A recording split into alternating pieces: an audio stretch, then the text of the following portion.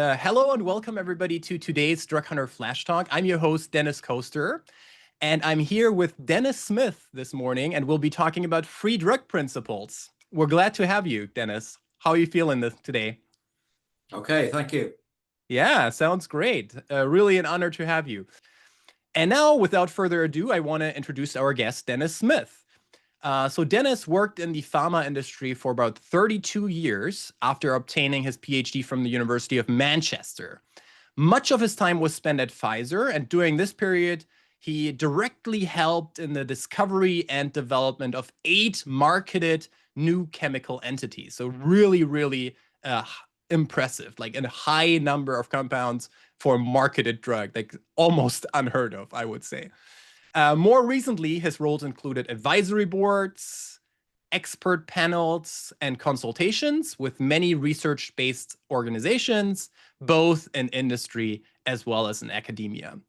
His career in drug discovery and development now spans over 50 years, and his research interests and publications, which number over 200, include also several books and span all aspects of drug discovery and development.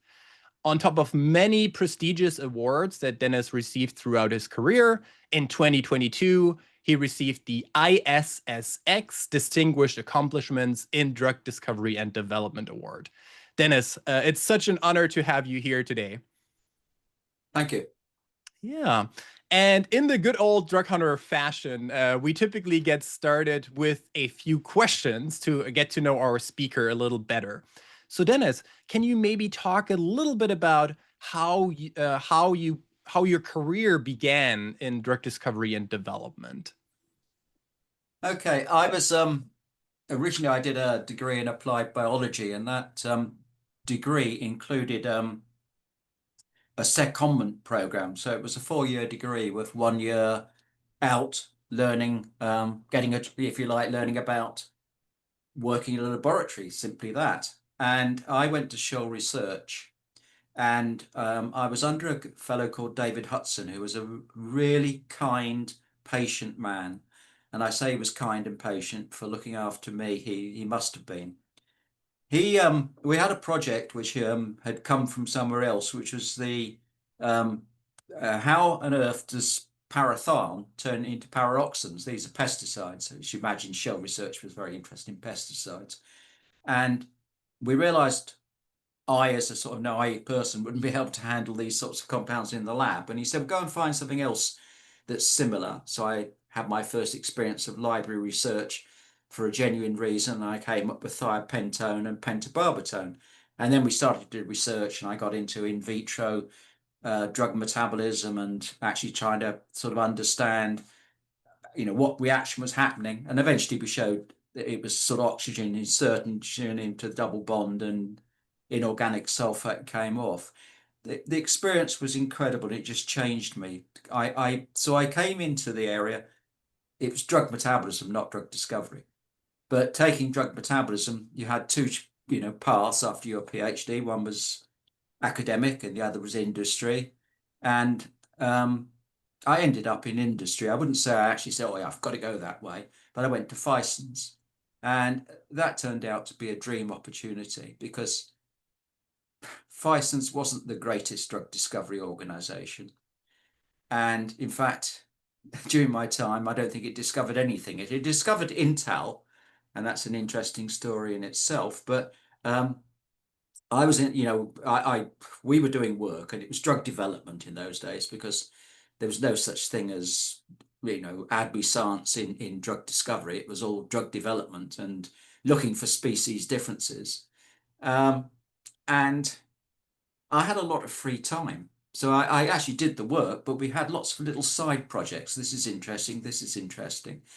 And I was able to work with I met a guy down the corridor who was a physical chemist, David Paling, and we learned a lot about log D. And I thought, oh, that could implicate in terms of what metabolites do and what gets metabolized. There was a guy called Richard Zabilsky who used to do mass spectrometry, he got a huge magnetic sector instrument, which I used to send down for samples, and you needed about 10 milligrams. So it was interesting just to get that much. And then Dennis Hunter was running the NMR, and we used to do all sorts of things looking for chirality with shift reagents and everything. So you kind of had this enormous exposure to technology and doing things and doing experiments. And on the background of that, drug metabolism, we'll call it that, was changing radically. And it was being changed by what I would call some of my scientific heroes.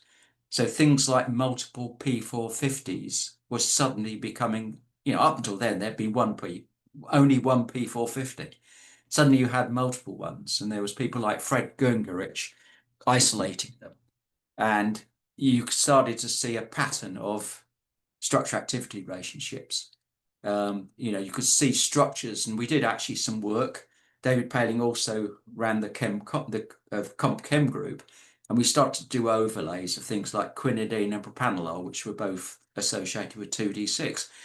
And so on the back of Fred's stuff, we were sort of doing work ourselves, and I started to publish that.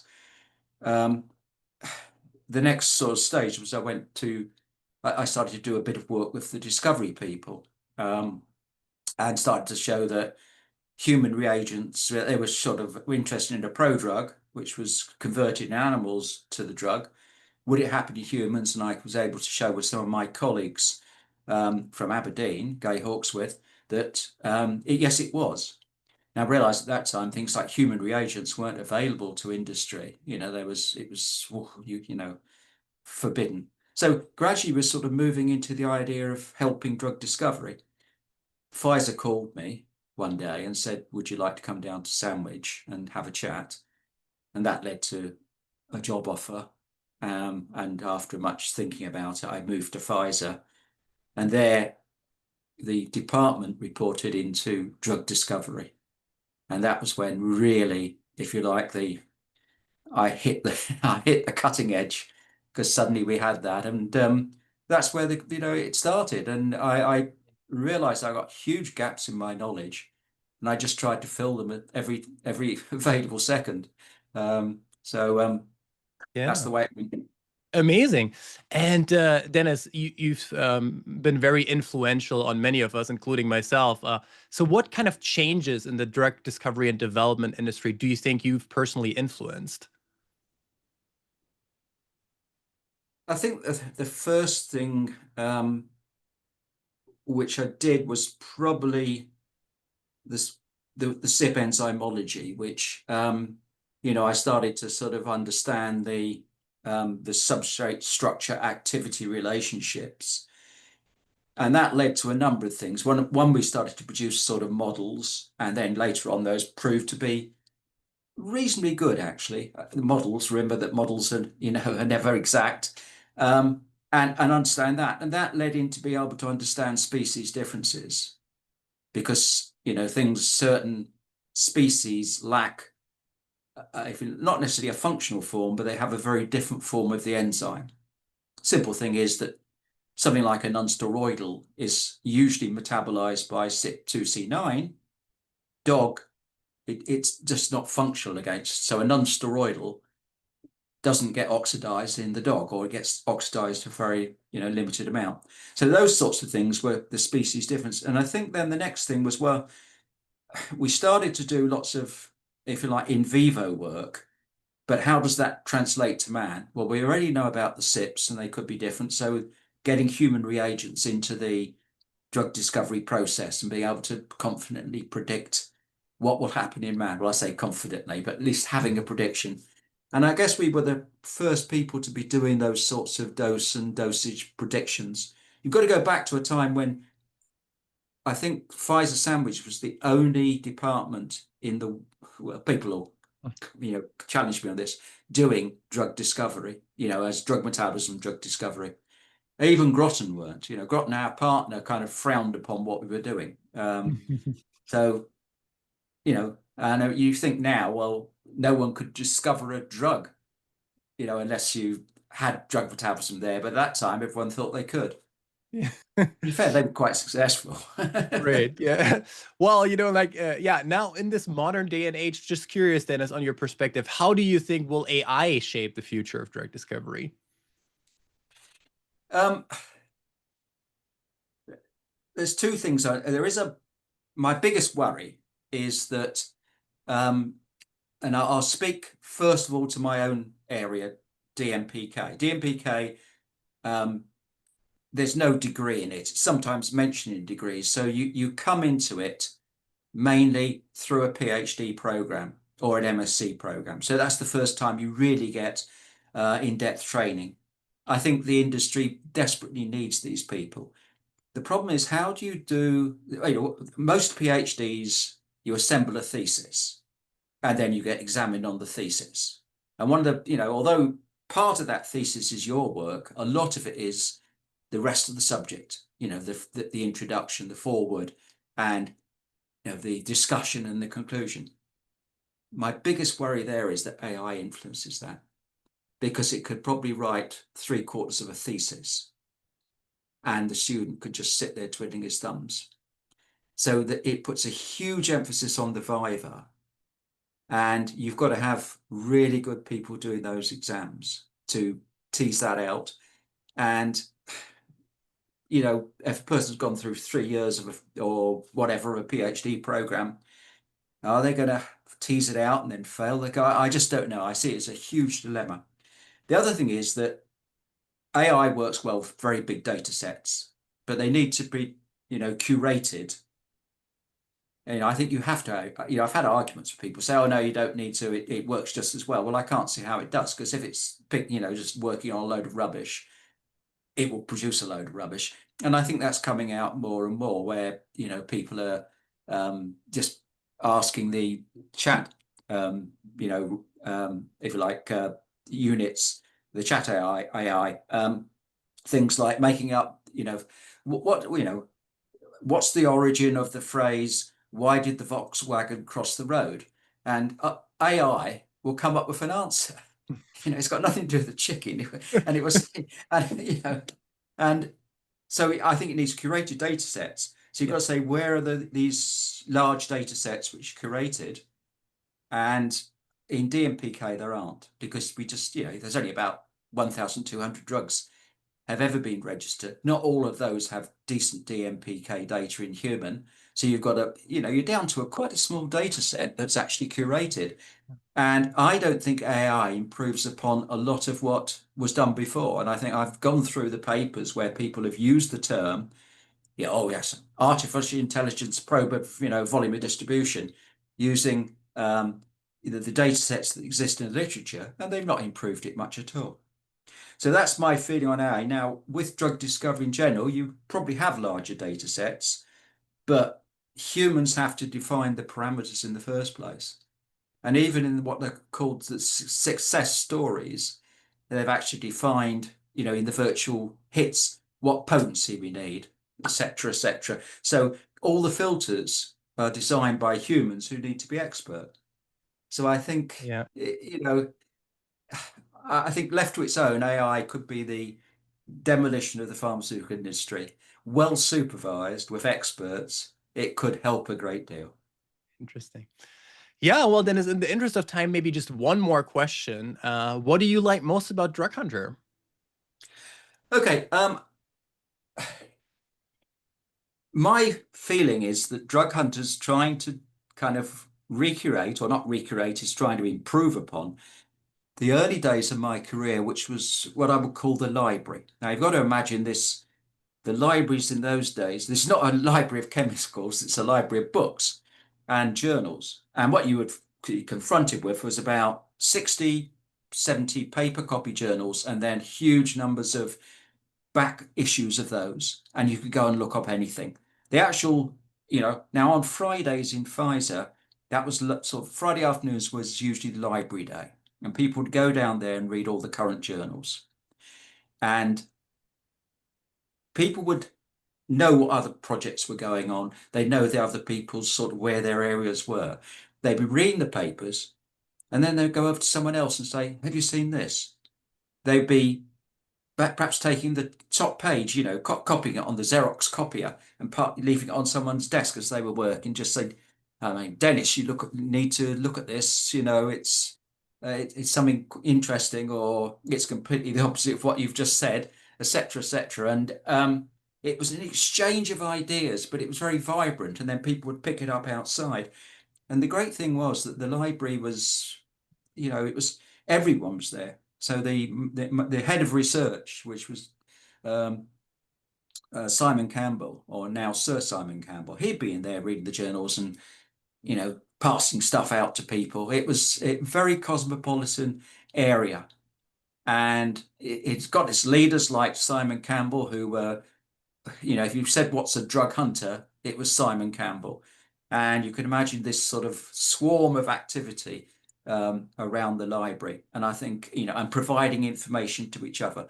My feeling for Drug Hunter, it's doing that in the modern age.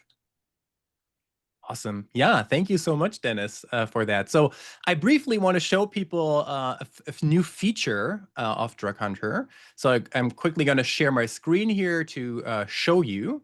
So quite recently, we made some updates here to our disclosure database. So you can find that here in the top row under disclosure. And what this is a collection of literature, disclosures from the conferences, from the news, from the universe of drug discovery, if you will. And now, because of some feedback from our members, we actually have introduced structures here as well. So you can find here every month approximately 100 to 200 very influential disclosures with the structure that you can interact with. You can just look at the structure, you can copy the smiled strings of the structure here and nicely interact with it. Another feature that we also introduced is the annotations. So for example, our team will annotate here on the right-hand side why a particular molecule is interesting. So you can read brief notes rather than having to read the full paper, why something is interesting. So one thing that I found interesting here recently described by Novartis, the first VHL-mediated glue degrader, so glues are not only for Serblon, was published here by Novartis last month. So I'd recommend everybody to kind of peruse this and, as Dennis mentioned, be inspired by some of the discoveries that are being made in the industry today. And with that, I will hand over control to Dennis. I will share the slide deck for him, and he will talk us through not a hypothesis, basically the free drug principles are, basically not a hypothesis. Dennis, the floor is yours. Okay, thank you very much. I just sort of like to state the title again, which is not a hypothesis, because why something that kind of annoys me is people use the term the free drug hypothesis as though it's just an idea and there's other ideas. I cannot think of another idea that this is the way drugs work. So, it's very important to understand it. What we're talking about is actually it's an equilibrium. The free drug is the aqueous component, and then we've got receptors, enzymes in which the drug is interacting with in terms of what on earth its potency is. Realize, of course, that the actual receptors are binding the drug. So I mean, there is drug binding that's important, and what on earth the drug is doing, altering the conformation of the protein or whatever. That's the way they work, and that is binding. But realize that what we're talking about is the free drug, the aqueous components of the body. The advantages are that in vitro to in vivo can be correlated logically, and if you're lucky, exactly. And you need to understand target occupancy and effect to actually make those correlations. But it is, one of the huge advantages. Free drug clearance, and that is intrinsic clearance we're going to talk about. It provides the most relevant measure for removal of drug from the system. I think actually total drug, and people sort of talking about, total drug clearance or something, systemic clearance, is actually a distraction. But unfortunately, it's the way PK developed and has been taught. So you've kind of got a thing that started and people did everything. And I think if we started again, particularly in terms of drug discovery, we would be thinking a different way, and hopefully the way this talk will go. Okay, next slide, please. So just to sort of talk about total drug. So in this, we're talking about plasma concentrations or blood concentrations. So we're talking about circulation. Um, Total drug concentrations have very limited value for comparing compounds. You can't take a Cmax of one compound and another, compare it to a Cmax of, another compound, or a clearance of one compound and compare it to the clearance of another compound. If you've got total plasma concentrations, then you can actually do little bits of work. You can compare different formulations.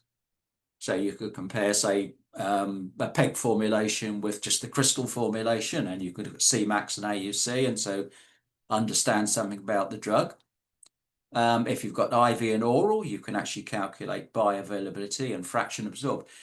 Bioavailability is a bit overstated, but fraction absorbed is very useful, particularly if you're dealing with low solubility drugs. And if you look at the shape of the curve, you can learn a bit more, because often a low soluble drug will have a late Tmax, and it's pretty obvious from the curve compared to the IV. You can also actually, if you feel the drug is cleared hepatically, you can look at using blood flow values. You compare the total drug clearance to the liver blood flow. So it has, you can actually pinpoint where the drug is being metabolized. You can use total drug if you're comparing the same species in terms of PK/PD. So you can actually say, you're doing a correlation. I can actually sort of work in a species, and as long as it's the same species, compare maybe a efficacy versus a side effect. But even if you do that, start running into problems. Next slide, please. And I'll take the example of malaria. If you look at the total plasma concentrations of quinine, they're raised very high in acute malaria, particularly when you get the severe disease. That should cause all sorts of alarm bells, but in fact, quinine toxicity is very rare in malaria. And even though you would see the toxicity if you took a overdose and got got the concentrations, you don't see it when you've got the same concentrations in malaria. And the reason is that alpha-1 acid-glycoprotein is the major binding protein for quinine. And I think alpha-1 acid-glycoprotein with bases comes into its own when they're less lipophilic. So it's the major binding protein. And what happens, because it's a stress protein, it gets raised in disease. So what you're seeing is total drug concentrations going high, but in fact, the free drug concentrations are totally normal in the patients. So it's the raised AIG leading to raised binding raises the total blood concentrations. Now, that may already be creating a dilemma, with some people, because people feel that free fraction and etc. controls the free drug. Next slide, please.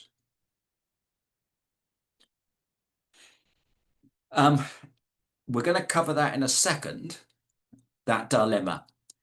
Now, why free unbound drug concentrations are of so value in comparison to total is we relate directly to in vitro measures of drug potency and efficacy. But importantly, in assays, in vitro assays, you need to understand the unbound concentrations. You cannot do it as a simple, I've added this, here's what's there. And I'll explain some of that in a minute. The actual free drug intrinsic clearance, measures the lability of the drug. And the great thing about that is it's what comes directly from microsomes and hepatocytes after you correct for the free drug or the binding. The other great thing is that now you can, obviously with free drug, you wouldn't get into the dilemma of malaria, but you can look across all species and look at PK/PD endpoints, whether there are efficacy or side effects, and compare what's happening across the species. Next slide, please. Now, how do we get there? Well, we take total tissue, or particularly blood and plasma, for the, which provides the value for total drug concentration. We estimate the free fraction, usually by a process of equilibrium dialysis, and we can correct the total drug for the unbound free drug concentration. And that's what we're interested in for doing all this comparisons and etc. Next slide, please. Now, one of the problems is that this equation can be written in two ways. And written in this form, it's not wrong, but it's also guilty because it implies, this is the way you get free drug from total drug and using FU, but it implies that the unbound concentration is derived from the fraction unbound and the total drug. So the total drug is the driver of the unbound concentration. That is totally untrue. The next slide, please. If we rewrite that, the correct relationship is the total drug depends on the unbound drug and the fraction unbound. So the unbound drug is the driver. So C total depends on CU and FU, but CU is controlled by other factors which are written at the bottom of the slide. And I'm using here AUC, unbound, or CAVU to show, and we're seeing that nowhere does protein binding or FU occur in those equations. It's driven by the fraction absorbed, the fraction escaping gut first pass metabolism, which in most cases is very, very, it's a minor player. So it's usually F gut is 1, the dose you give, and the intrinsic clearance. T there represents the dosing interval. And I would stress that CAVU is a much better unit than AUCU because it's actually a single concentration, not a sort of a hybrid concentration time relationship. So you can compare CAVU or something to efficacy or to whatever. So it's a nice number to use. So we can actually understand that the unbound drug is driven not by protein binding, it's driven by intrinsic clearance, dose, and the fraction absorbed. Next slide, please. Now, it's just important you understand that FU does not determine AUCU or CAVU. It's just not part of that equation. And I'm going to illustrate this by sexual protein binding. Next slide, please. Now, what we have here is the situation where the drug is a fairly weak drug, and sodium channel blockers tend to be fairly weak. And the idea that as you dose it, you will get nonlinear protein binding. So you start to saturate all the sites. You can see the sort of efficacy concentrations are typically for diazepam are greater than 10 micromolar. It's again a lowish lipophilicity base. And so alpha-1 acid glycoprotein is the major binding protein in plasma. You see the concentrations are in fact quite low for alpha-1 acid glycoprotein, 9 micromolar, and it relates back to quinine we talked about before. So what we have is a situation where we're likely to see nonlinear protein binding. Next slide, please. So this shows, in fact, we do see nonlinear protein binding. The important aspects of this are that the dose rate is on the bottom of the slide, showing as you're increasing the daily dose. We're looking at the diazepyramide steady state concentration in micromolar. Now, if you look at the hard lines, you'll see that the unbound concentrations are totally linear with dose. Now that depends on the CAVU, FABS, dose clint, T. So you can see that equation works. We're not saturating clint, and we're giving higher doses, everything is linear. And FABS is linear in this case. What you see is the total concentration is not proportional to dose. And actually, as we increase the free fractions are at the top, FU 0.22 to 0.54, you actually see a decrease. It's sublinear. We're seeing that instead of rising to some sort of thing. We're not seeing that because we're seeing an increase in free fraction. So you can imagine on that C total CU FU, okay, you can see why C total is not linear. The dotted lines represent the sort of opposite of what would happen if CU equals FU times C, and that total concentration depended on the unbound concentration. So we would see, if that was the equation, we would see a totally different relationship to what we've seen. Now, I've shown it graphically. I'll show it with a different example now, just with the numbers. Next slide, please. Ceftriaxone is antibiotic, and like a lot of antibiotics, it has to be given at high doses, and it's also, like a lot of antibiotics, not particularly potent. The typical concentrations are high. This binds to albumin. Now, interestingly, it's acid, so you expect it to bind to albumin, that with albumin, you have a concentration, but the actual number of binding sites available are often reduced by things like fatty acids.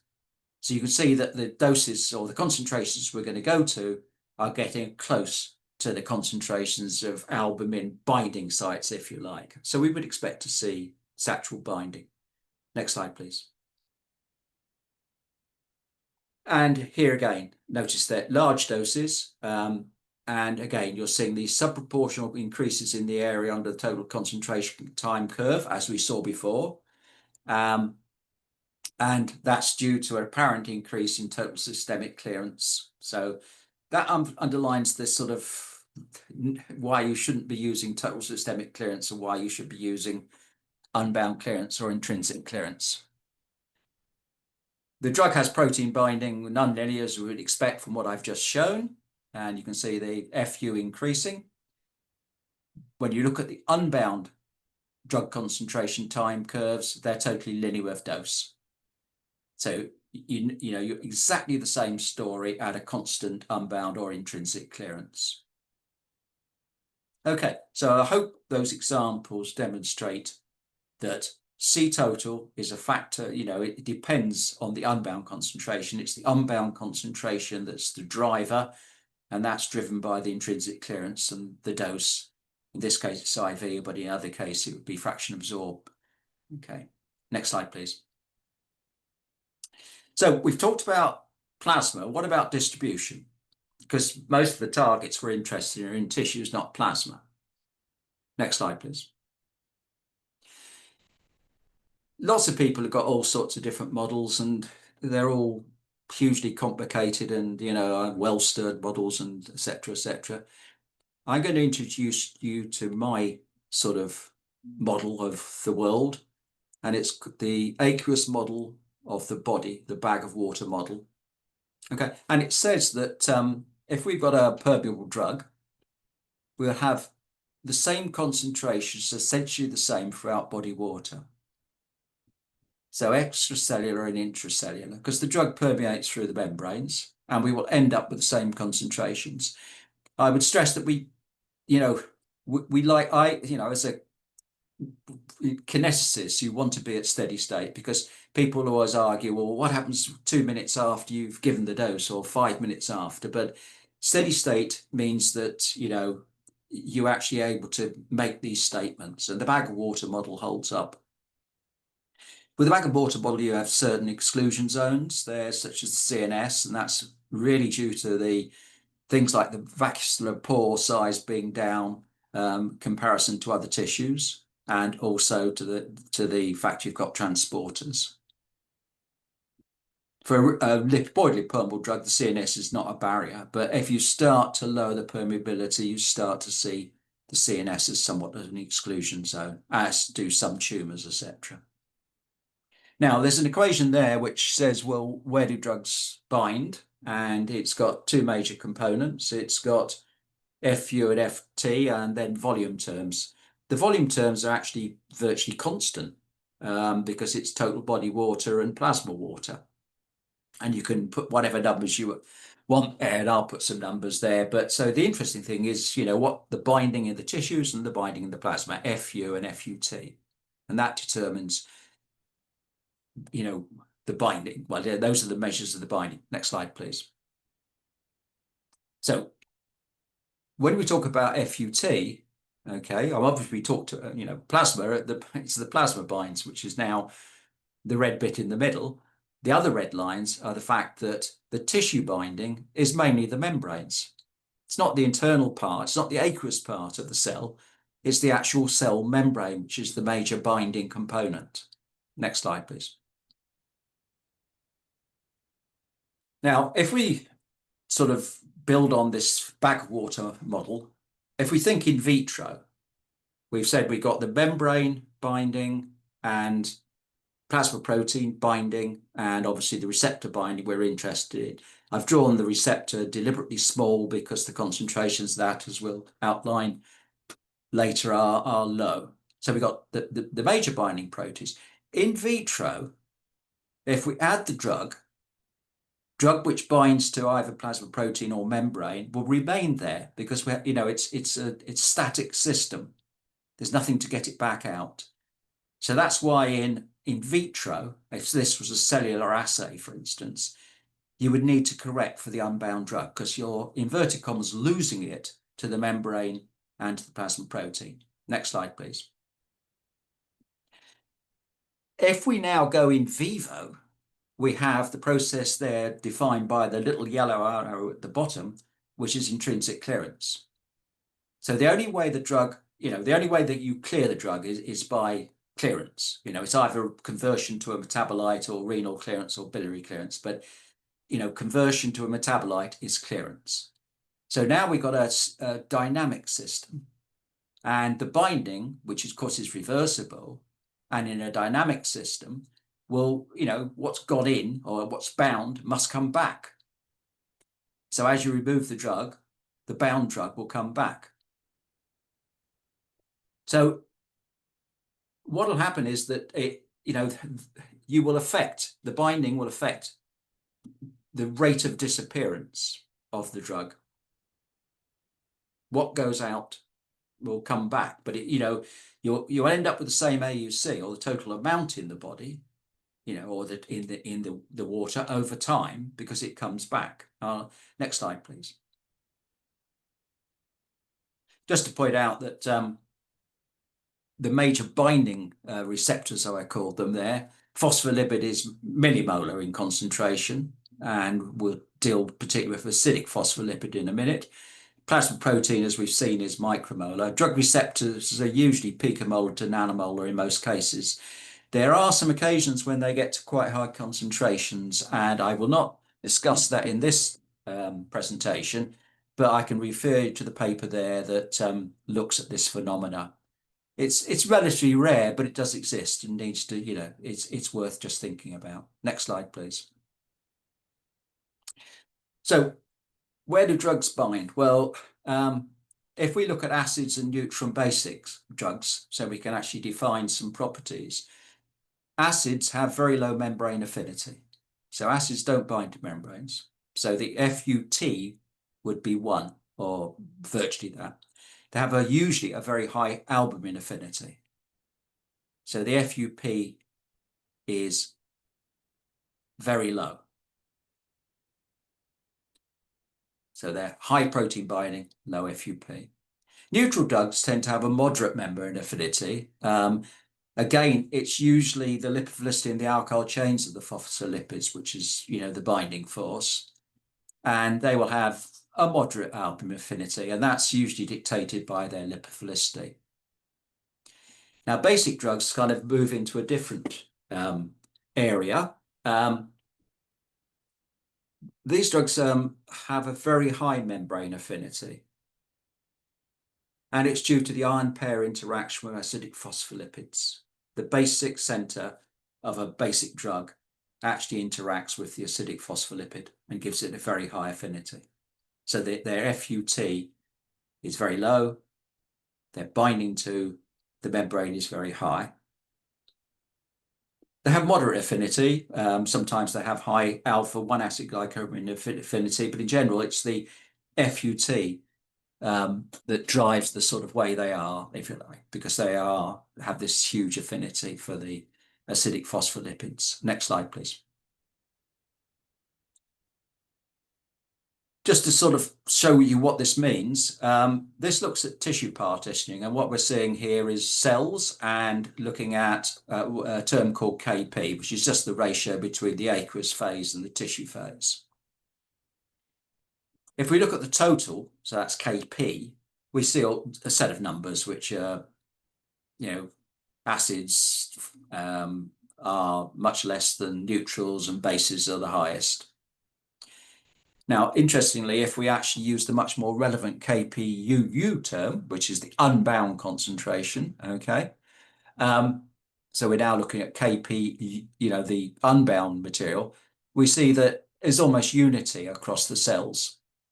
When we get to bases, we see a slightly higher number, and that's because there's an affinity of, there's a mechanism in lysosomes and endosomes which have a very low pH to actually, people use the term ion trap, but it's reversible. It's just due to the pH gradient. You actually end up with a lower lipophilicity actually inside those sorts of lysosomes. So you see an enrichment in lysosomes for basic drugs. But again, you can see the unity and the idea, in fact, that the bag of water model holds up very well. And what you're measuring with something like Kp is just the binding. And so binding determines a lot of these sorts of numbers you see when you talk about tissue concentrations, and it's not really what you're interested in. Next slide, please. I'm going to use the total volume just because this is just an example, and I don't want to complicate at the moment. This looks like a series of drugs which are, moderate to high lipid permeability, and how they really relate to the bag of water model and the idea that total drug is mainly binding. We're looking at indomethacin and ketoprofen, which are of course acids. They're reasonable lipophilicity, and you'll see that they have a very low total volume. And that's the idea, of course, it's protein binding, very low tissue binding. So their FUT is, if you like, 1. When we get to isoniazid, fluconazole, etc., it's an interesting point that these are a sort of almost neutral lipophilicity, and their actual volume is total body water. So they actually they have very low binding for tissues, very low binding for plasma, and they actually exemplify the bag of water model. And then as we raise the lipophilicity with the diazepam, we're now starting to bind to the alkyl change. So we start to see an increase in volume. And then when we introduce a basic center, we start to see these very big additions to the volume of distribution, which again, now it's the FUT is dropping down to a very low number. We're increasing the membrane binding.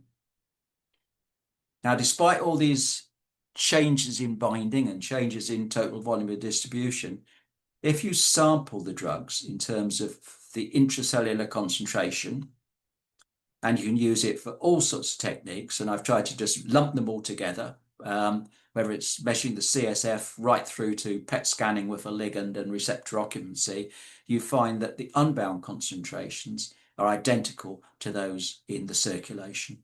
So the bag of water model, the unbound concentration is identical. Okay, next slide, please. Volume and unbound volume.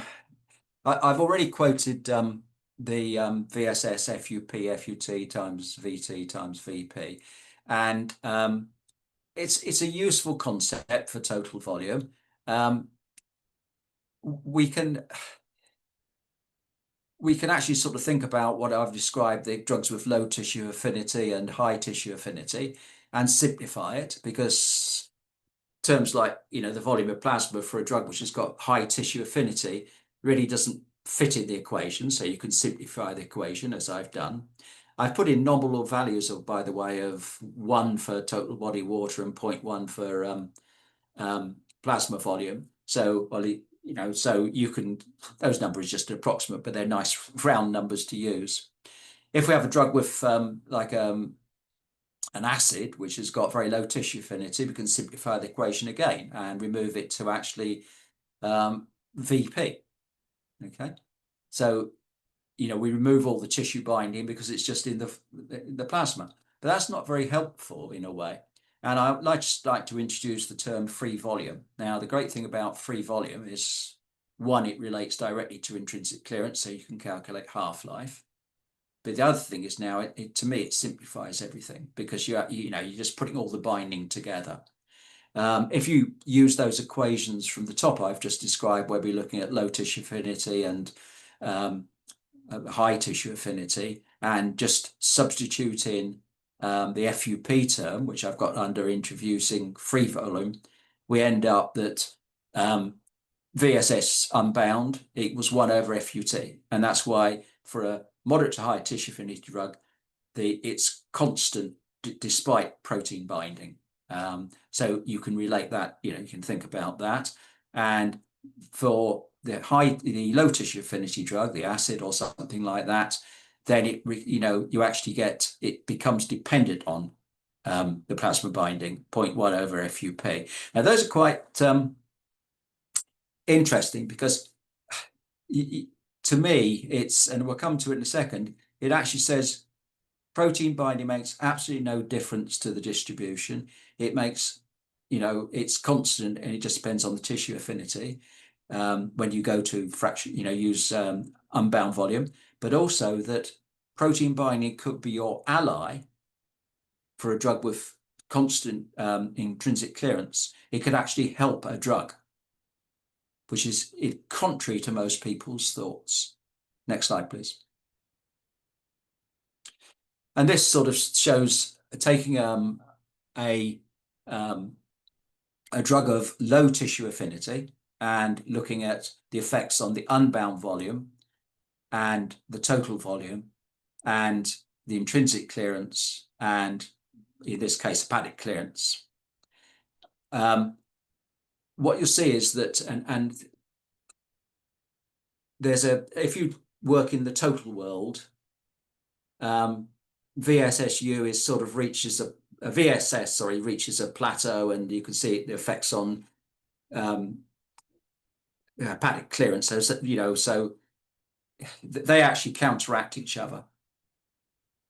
But much simpler is to look at the clearance intrinsic U, which is a constant in this drug example, and then look at VSSU, because what we're seeing is the drug has a constant, with a drug with a constant, a defined intrinsic clearance, as we increase protein binding, so the FUP decreases, so we've got more and more binding, okay, the unbound volume increases, and that would actually drive a longer half-life.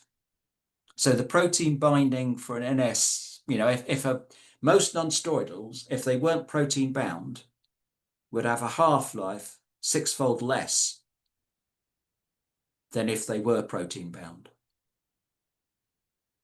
So most non-steroidal drugs only are marketable because they are highly protein bound.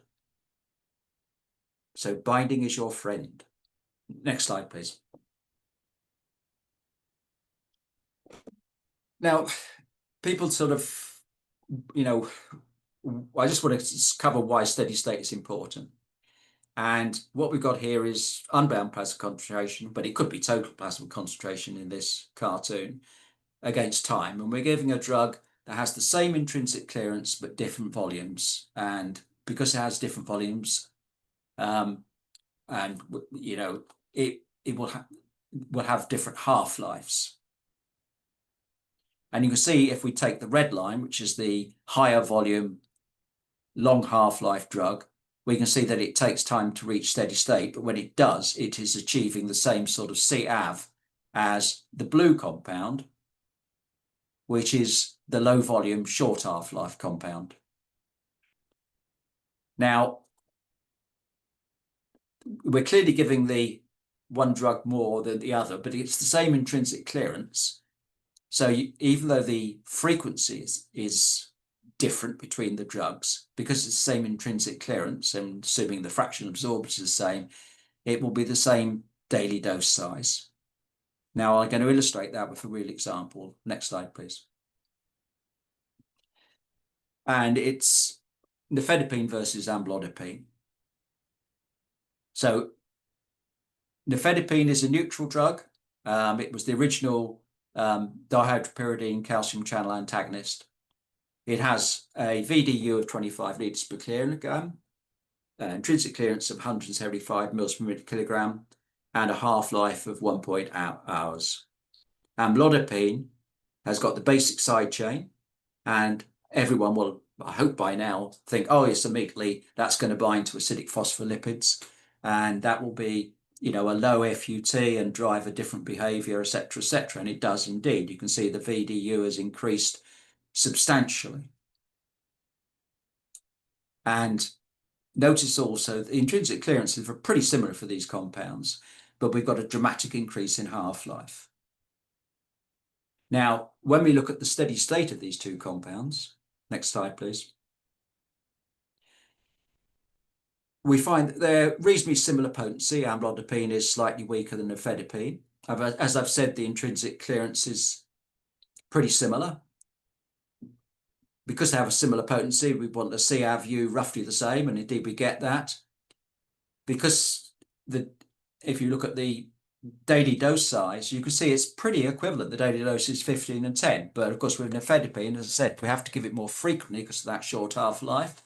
So we're giving 3 times 5 mg versus 1 times 10 mg for amlodipine to get the same CAVU.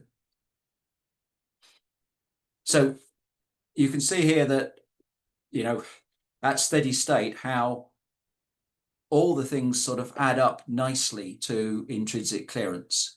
And despite the very different distribution of the compounds, they're actually given, you know, the same daily dose. All the distribution, the tissue binding is doing is changing the half-life. Next slide, please. I'm coming to the end. So the summary is, you know, once we know fraction unbound, we can, you know, and we have a total drug concentration, we can get to unbound free drug concentration. Now, I would stress fraction unbound is absolutely worthless unless you have a drug concentration to convert to free drug. No, never guide a project on fraction unbound by itself. It is an absolutely worthless piece of data until it's used with total drug concentrations. Now you can actually compare the values and, you know, Cmax, Cmin, Cav, you can compare for efficacy, toxicity.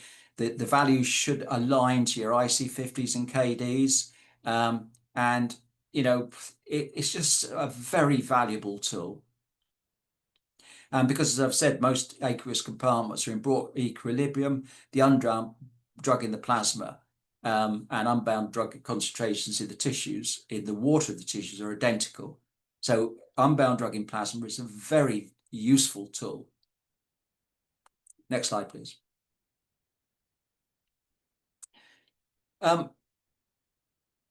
Just sort of one, you know, point is, what can you do with, how do you know, what's a value of, you know, in drug discovery? Again, how do you predict human PK and dose? You can use allometry. So you can use total drug allometry, or you can use free drug allometry, but it actually doesn't have a scientific basis for metabolized drugs. But I would say it probably gives some reasonable results. The best way is what I call, you know, in vitro, in vivo correlations, microsome hepatocytes, moving to liver on a chip eventually, and that will directly give clearance intrinsic. And, you know, we must always correct for binding. But from that, you can calculate daily dose size, and you're away with, you know, using the equations I've outlined. For actual frequency, of course, you need to get unbound volume to give you that curve shape, duration, and frequency. Next slide, please. So just to remind you, it's unbound can relate it directly to on and off, targets. But one of the things, next slide, please, you need to understand in your program is what receptor occupancy you need to achieve the desired effect. So I've just listed various drug classes here and what sort of receptor occupancy you would need. And receptor occupancy is also like enzyme inhibition. You can term it's percentage inhibition. And you'll notice that 75, percent for enzyme inhibitors and GPCR inhibitors. But as we move down, one of the sort of nasty things is hERG, where you need a very low receptor occupancy for what is termed a meaningful change in clinical QT. And it's one of the bits you need to always think about. I mean, I always want people to calculate hERG versus your target, but realize it's a low receptor occupancy. Next slide, please. Well, I hope I've convinced you it's not a hypothesis. It's a basic principle. It is the principle. I think it provides simple solutions. It removes lots of complicated models you don't need to understand or need to have. One thing I would stress is all work should be reported in molar concentrations. I'm surprised how often people have in vivo work reported in nanograms per mil. I don't know why, because you want everything, particularly for unbound drug, in molar concentrations so you can make comparisons. Please correct for binding with in vitro experiments, particularly cellular experiments. Please also understand protein binding does not diminish the chance of a drug success, and for acids, it may be essential. AUC, I would just, it's a useful calculation for comparing things, but CRView is much better for most things. So I don't know why people put up slides with AUC on them. CRView, tells you it's a concentration you compare it to. Intrinsic unbound clearance is totally valuable. Total clearance doesn't mean a thing. So I'd finally think with the thought, just think free, and it will set you free. Thank you. Awesome. Thank you so much, Dennis. That was very, very nice. So I think you summarized the literature that you and others provided in this field very, very nicely, and provided some nice and clear examples that it doesn't make much sense to optimize for plasma protein binding. And there are huge debates, and I think one of the audience questions actually was what your opinion is on optimizing PPB because of a recent AstraZeneca paper that people have seen that said there's some value in optimizing PPB, but I think you've made your opinion pretty clear on this, and you've basically showed a lot of data for that. We have about 20 questions. I'm not sure if we're going to get through all of them, but if you still have a little bit of time, Dennis, I'd at least... Yeah, sure. No, as long as it takes. Yeah, amazing. I'd love to maybe go through a few. So people are wondering in terms of modalities.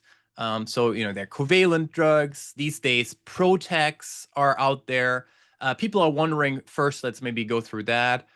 Does the free drug principle also apply to covalent drugs? And can you maybe give an example of a covalent drug where this applies? Okay, I won't give an exact example, but there's two stages with a covalent drug, one of which is the binding to the receptor of interest, if you like, the reversible binding. And then whilst it's reversibly bound, there's the actual covalent reaction occurring. So the initial part, the occupancy of the receptor is driven by the free drug. Once the actual drug is bound, that is actually now, believe it or not, a clearance process. Is actually in the, it's an intrinsic clearance because you convert it to something else.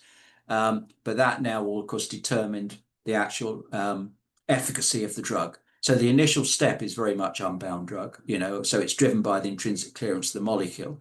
And that needs to be understood, because you can't just assume it will work. You need to work that through as to, so Yep, it works for the initial stage, and then you need to the second stage, obviously, the actual interaction with the actual covalent bind to the receptor after it's actually bound.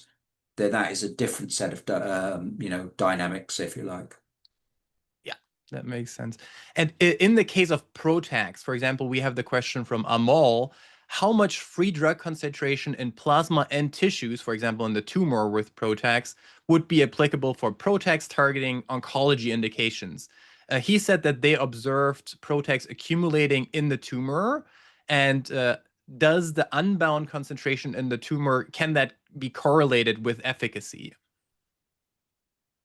Well, I mean, yes, the unbound drug concentration in the tumor, as long as you really are getting to the unbound drug concentration, one of the difficulties with tissues is that people talk about, they usually homogenize them to get it and then dialyze it.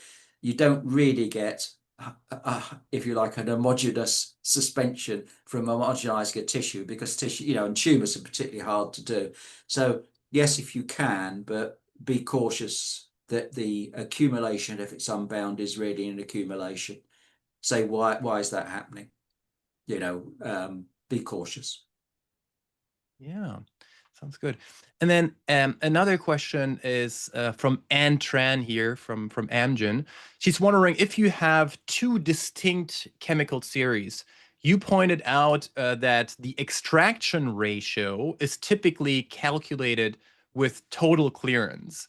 So in a scenario where you have, again, two distinct chemotypes, one has a higher extraction ratio, but a lower unbound clearance.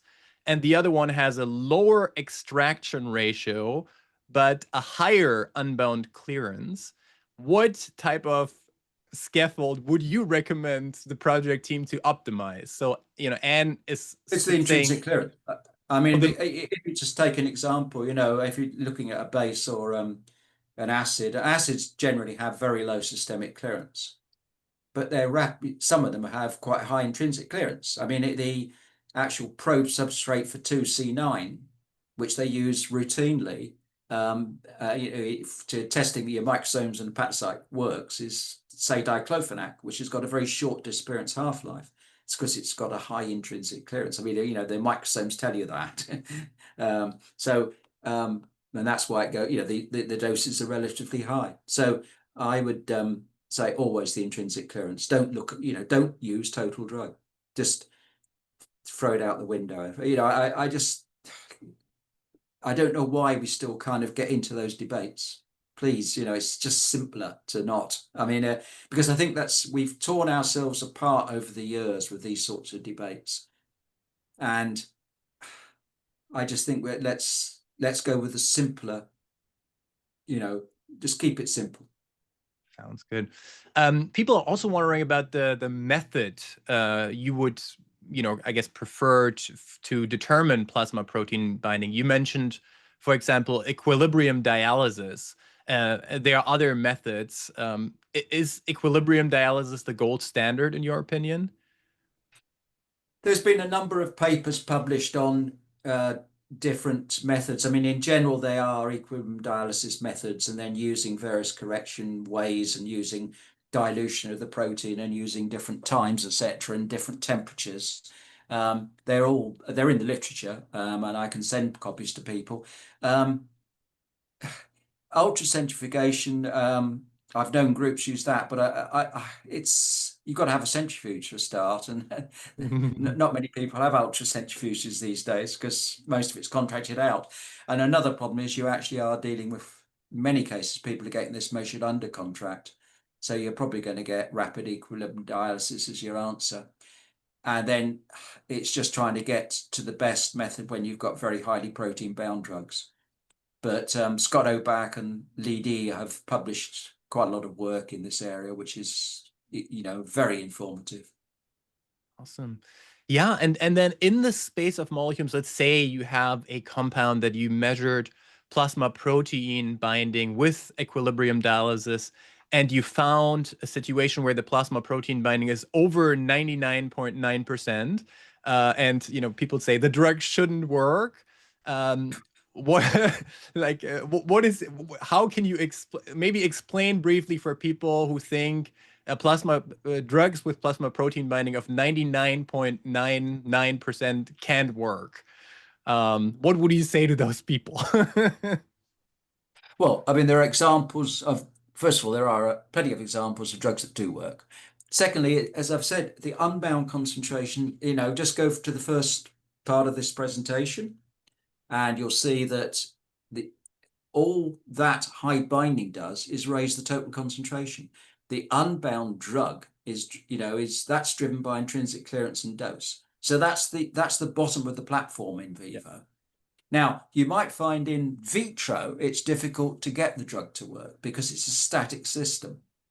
And I think, if you go to those bag of water slide pictures I showed, the two systems, one's static, so a lot of it's going to be soaked up if you've got protein in there.